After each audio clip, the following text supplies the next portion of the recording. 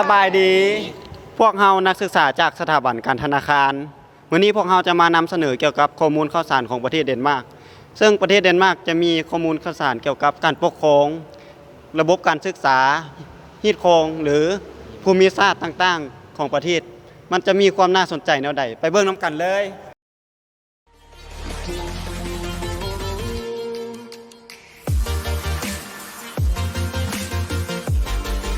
ในนี้สิมาอธิบายเกี่ยวกับ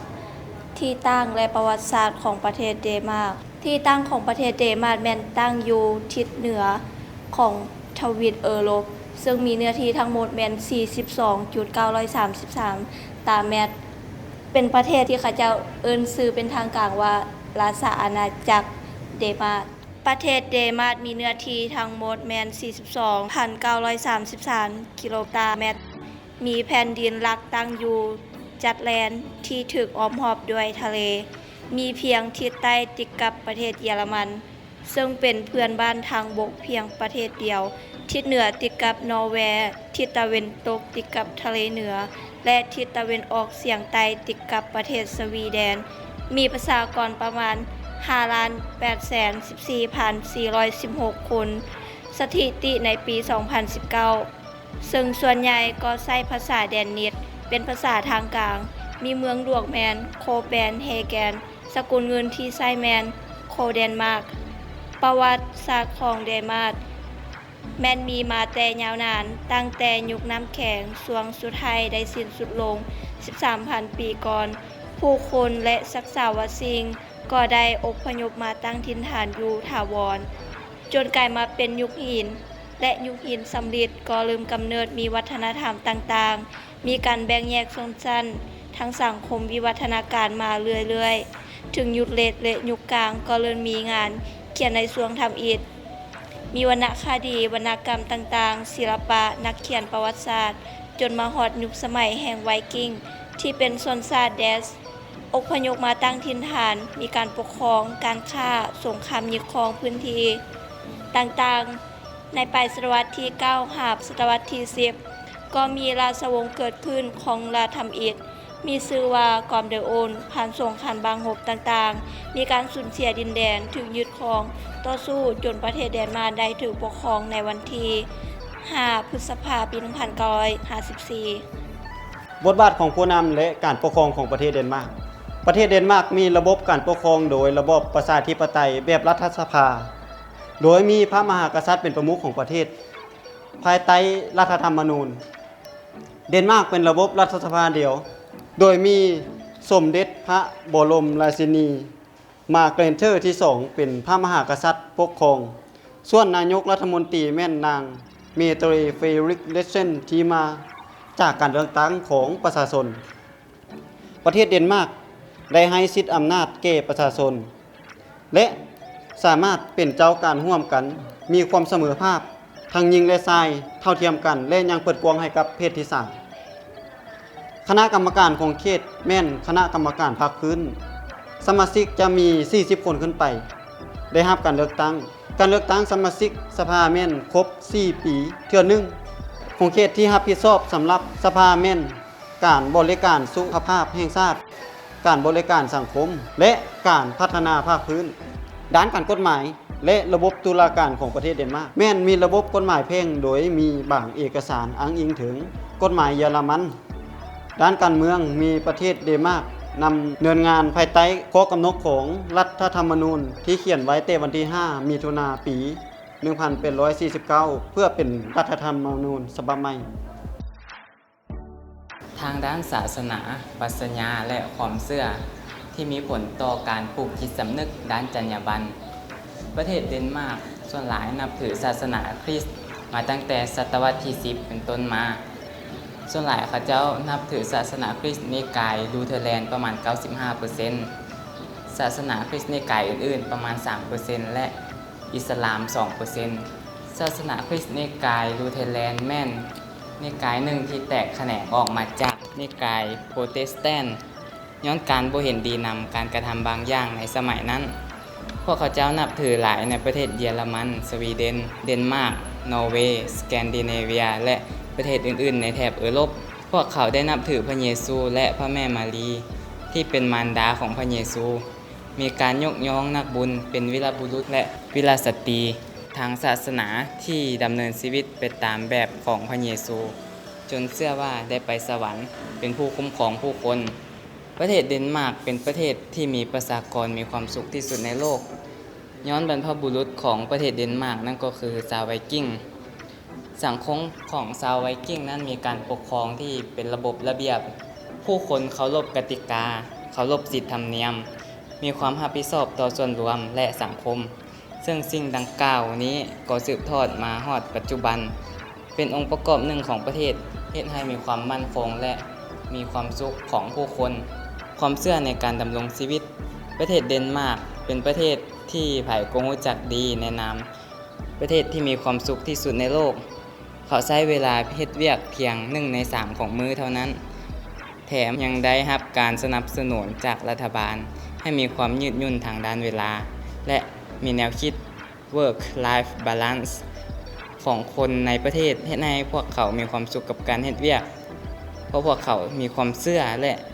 ไว้ใจพนักงานในการเฮ็ดเวียกของตนให้สำเร็จ เชื่อว่าการใช้เวลากับครอบครัวเป็นช่วงเวลาที่มีค่า เชื่อว่าการเฮ็ดเวียกและ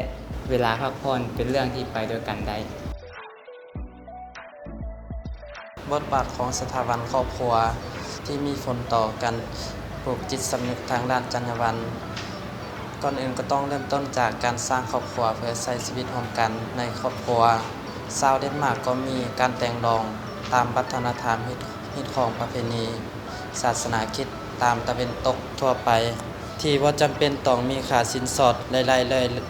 เพราะเขาเบิ่งว่าการแต่งดองบ่แม่นการซื้อลูกสาวไผแต่การแต่งดองเกิดขึ้นด้วยความรัก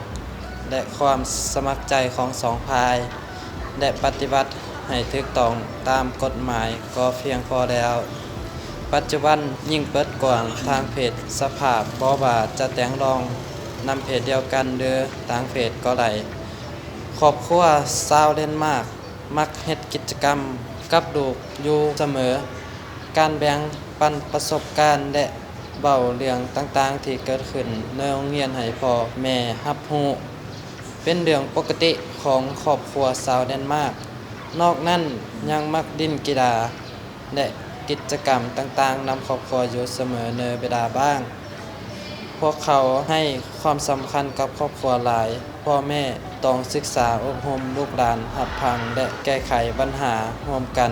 เพื่อใช้ชีวิตอย่างมีความสุข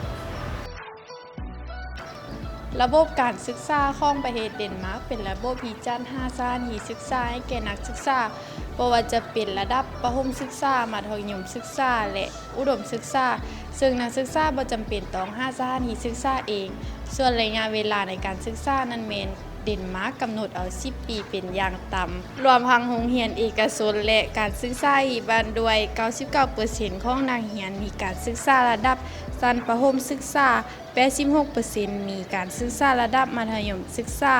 และ 46% มุ่งไปยังการศึกษาระดับที่สูงกว่าซึ่งวิทยาลัยและมหาลัยทุกแห่งในเดนมาร์กล้วนแต่บ่มีค่าใช้จ่ายในการเรียนเดนมาร์กมีโอกาสในการศึกษาหลายทางมีการศึกษาหลาย2ทางเดนมาร์กมีมหาวิทยาลัยหลายแห่งที่เก่าแก่และใหญ่ที่สุดคือมหาวิทยาลัยโคเปนเฮเกนที่ก่อตั้งขึ้นในปี 1479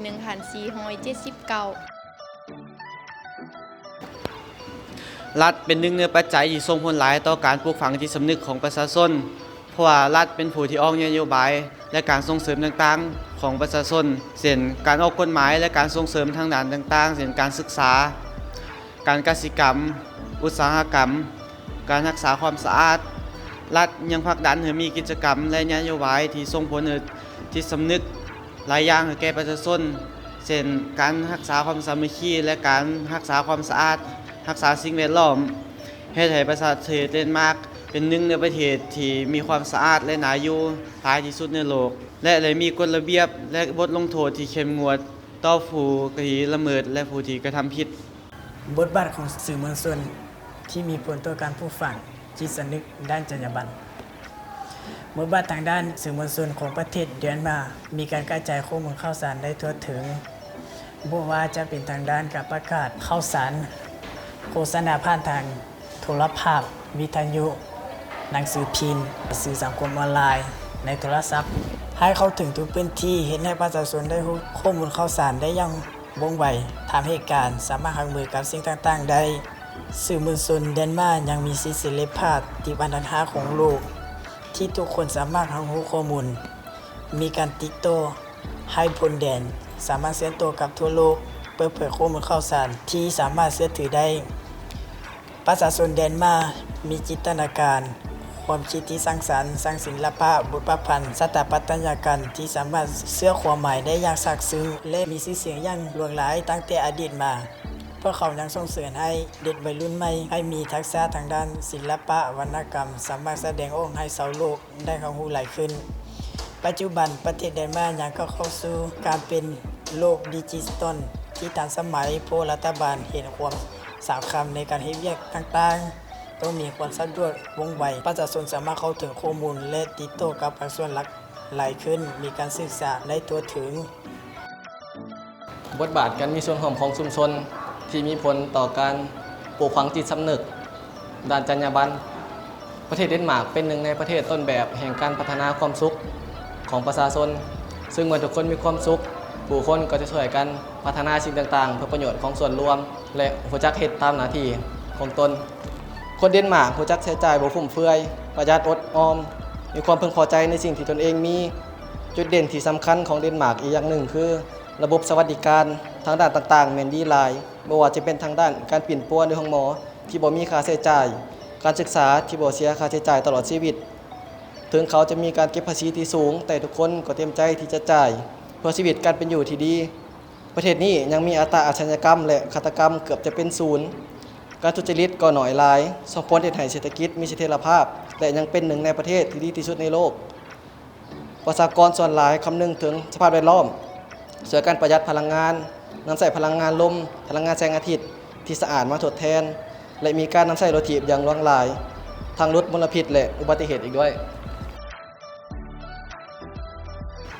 ต่อมาเรามาว่าถึงสภาพภูมิศาสตร์ของประเทศเดนมาร์กเนาะที่มีผลต่อการปลูกจิตสำนึกทางด้านจรรยาบรรณของประเทศเดนมาร์กประเทศเดนมาร์กแม่นตั้งอยู่ทางทิศเหนือของทวีปยุโรปเนาะภูมิสันฐานของประเทศเดนมาร์กแม่นเป็นทุ่งเพียงเป็นส่วนหลายและมีเนินภูเป็นส่วนหลายเหมาะสำหรับการเลี้ยงสัตว์เนาะประเทศเดนมาร์กแม่นมีอุณหภูมิที่หนาวเหมาะสำหรับการเลี้ยงงัวนมเนาะประเทศเดนมาร์กแม่นเป็นประเทศต้นๆที่มีการเริ่มเลี้ยงงัวนมเพื่อส่งออกขายและเพื่อให้เด็กน้อยภายในประเทศได้ดื่มกินเนาะประเทศเดนมาร์กนั่นได้ปลูกจิตสำนึกของคนเดนมาร์กก็คือเด็กน้อยของประเทศเดนมาร์กเนาะได้มีการดื่มนมเพื่อเพิ่มโภชนาการและคุณประโยชน์ต่อด้านร่างกายนานาประการประเทศเดนมาร์กเป็นประเทศที่บ่มีภัยธรรมชาติหลายอุณหภูมิก็อยู่ในระหว่างที่พอดีเนาะเหมาะสำหรับการดำรงชีวิตอยู่คนประเทศเดนมาร์กส่วนหลายจะมีขอบฐานะที่ปานกลางเนาะประเทศเดนมาร์กได้มีการโหวตให้เป็นประเทศที่มีความสุขที่สุดในโลกเหล่านี้เป็นต้นซึ่งเป็นการยั่งยืนว่าประเทศเดนมาร์กแม่นประเทศที่มีความสมบูรณ์ที่สุดในโลกเนาะ จากข้อมูลที่ได้กล่าวมาข้างถึงนี้เนาะก็เห็นได้ว่าประเทศเดนมาร์กเป็นประเทศหนึ่งที่น่าสนใจหลายหวังว่าผู้ชมที่ได้รับชมรับฟังจะได้รับความม่วนซื่นความรู้นำพวกเขาบ่หลายก็น้อยและนำใช้ในทางที่เป็นประโยชน์และในท้ายนี้เขาขอกล่าวคำว่าสบายดี